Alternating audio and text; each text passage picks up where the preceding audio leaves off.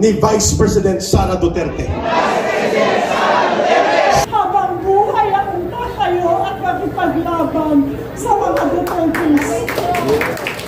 Ang mahalaga ang makipaglaban para sa bayan! I miss you so much, Tatay Digong! Kasi naiiyak ako.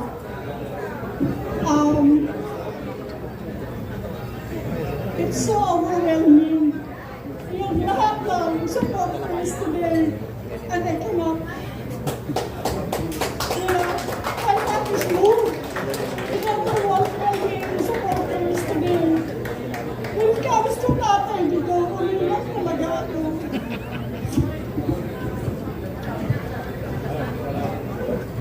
Narinig ko na lahat ng sinabi. Pero ayaw ko nang magsalita against the administration. What I'm going to say today is kung bakit ako nandito at kung bakit habang buhay akong tatayo at makipaglaban sa mga Dutertes. Why I stand with the Dutertes? Why do I stand so firmly behind former President Rodrigo Duterte? To answer that, we have to remember the Philippines before 2016. For too long, our nation felt adrift, stagnant and decisive, and hesitant to confront the interests of the powerful and untouchables. At alam niyo kung sinong mga yon. I fight for the legacy of Tatay Digong because he was the first leader to truly speak the language of the street. He didn't just offer platitudes. He acted with an iron will. At alam natin yon. He took on the drug menace that was destroying our families and he claimed the safety of our communities. Supporting him was never just about one man. It was about a movement that finally brought the provinciano and the common citizen into the halls of Malacanang. And I am personally proud of it. Ewan ko sa inyo. For sure, all of you is proud na for them. But the legacy is only as strong as its endurance. We cannot afford to slip back into the era of traditional politics and half measures. This is why I am fully committed to the presidential bid of Vice President Sara Duterte. Are you agree? Yes! Inday Sara carries the Duterte name, but she leads with her own unique strength. We watched her turn Davao City into the powerhouse of Mindanao, and we see that same discipline today in her national leadership. She represents the perfect evolutions of leadership. Her father's legendary toughness, tempered by a modern strategic vision. That's Inday Sara. She has proven she can lead with a heart for the poor while maintaining the strict discipline required to keep a nation orderly. Supporting VP Sara is about safeguarding our progress. It is about ensuring the build spirit lives on, that our national sovereignty remains non-negotiable, and that our fight against crime and insurgency never wavers. In an increasingly unstable world, we cannot afford a leader who blinks in the face of pressure. We need a president with the courage to make the hard choices, even when they offend the elites. Sara Duterte possesses the DNA of patriot and the hands-on experience to steer our ship of state through any storm. Again, are you agree? I stand by the father because he proves that change is possible. I stand with the daughter because she has the vision to lead us forward. In the Dutertes, we find a leadership that refuses to back down, a leadership that puts the Filipino people first, always. Alam natin yan. During the COVID, kung wala si Tatay Digong, patay na tayo. Look what's happening right now. Pinabayaan lang tayo, nagkagera-gera na, tumaas ang gasolina. Walang trabaho, pero nasaan sila? Actually, nag-reduce flat out ako because I don't wanna see, I don't wanna read anything. Pabalik-balik na lang.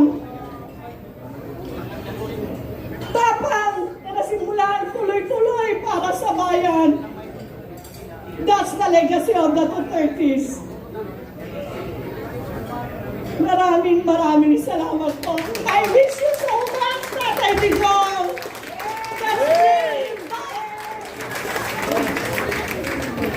Maraming salamat sa madamdaming pahayag mula sa leader ng Kampilan sa Kabisayan, partikular sa Aklan, Kalibo, Antique, Capiz, at sa mga iba pang bahagi ng Panay Island.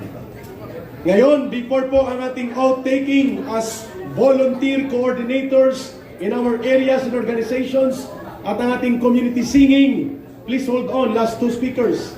Pakinggan po natin ang pahayag ng pakikipagkaisa ng tagapangulo ng Duterte Riders Supporters Philippines, DRS, si Ginoong Onings.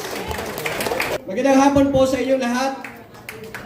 Ako po si Kuya Oning, Founder and National Chairman ng Duterte Riders Supporters. At kami po bilang volunteer ng Duterte Riders Supporters ay isang patunay at produkto sa illegal na pagdukot ng ating mahal na Presidenteng Rodrigo Roa Duterte.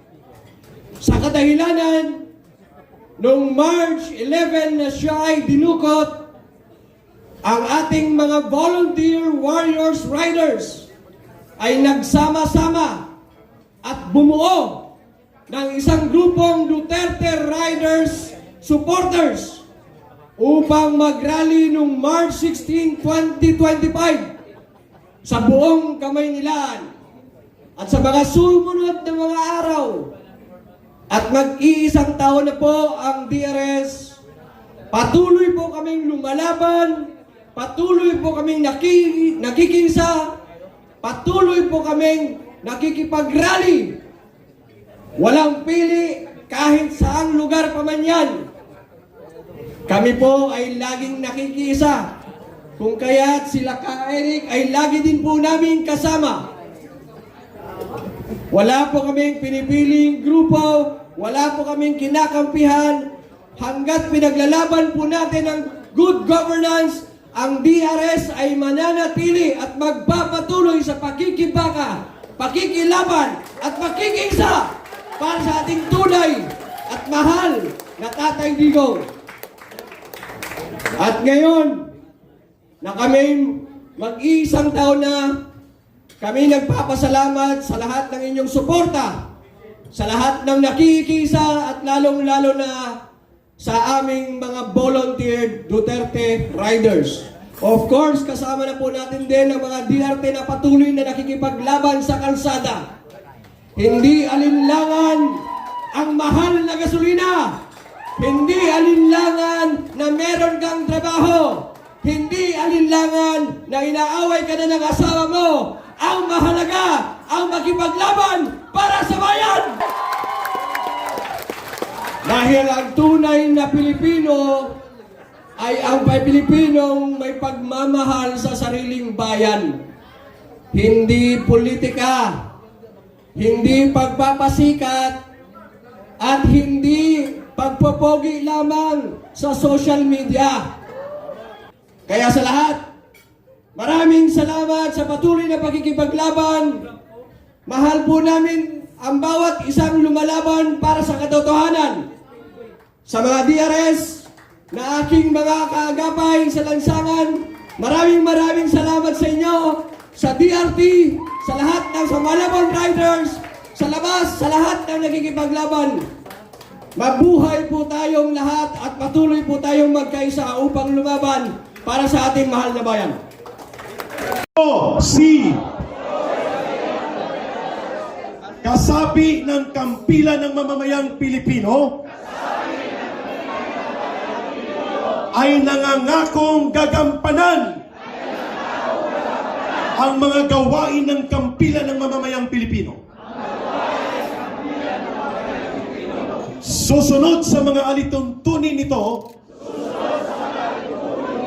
at tutupad sa mga sinumpaang tungkulin sa abot ng aking makakaya,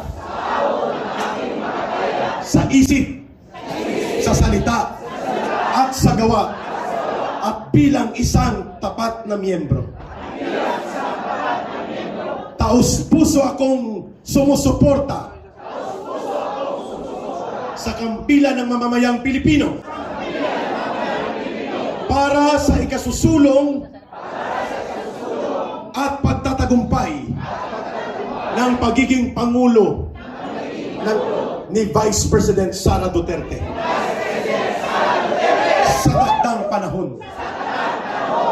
at para sa kapakanan ng mamamayang Pilipino ng minamahal nating Republika ng Pilipinas. Kasihan nawa tayo ng buong may kapal para sa Diyos, sa bayan, at pamilyang Pilipino. Mabuhay ang kampilan. Mabuhay ang sambayan ng Pilipino. You are all leader volunteers of Kampilan all over the country.